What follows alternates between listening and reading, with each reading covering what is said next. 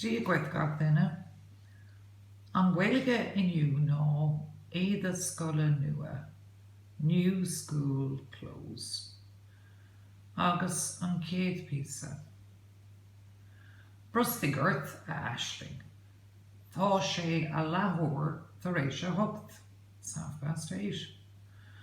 Ó, a whammy, tar an seo, tá 5 agam. Oh, come here, Mommy, I have a problem. Thosig Mommy ag Gaeilge, nuair a connic sí aisling. Tá ma Eide Scoile Nua. My school clothes are too small. Ó, a aisling a grá, féach an seo. Tá Eide Scoile Nua an seo. Oh, Ashley, my dear, look here. There are new school clothes here. Cuir aisling na Eide Scoile Nua orthaí agus d'imigh sí ar scoil go sonas sásta. Aisling put the new school clothes on her and she went to school happy. On folklore, boys and girls. Brustig, hurry.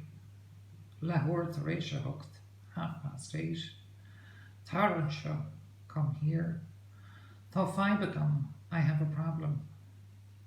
Eide Scoile Nua, new school uniform. Le ceistena.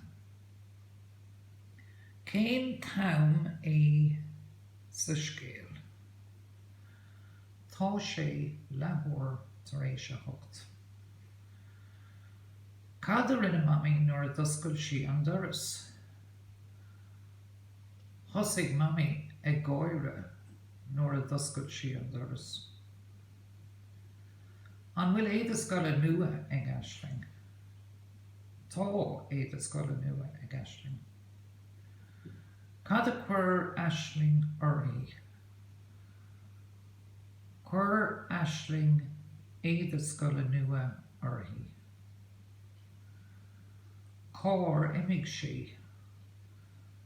Cúig aisling ar scoil. Sin, boys and girls, beg picture eile a gcuine mórach, buin trí las.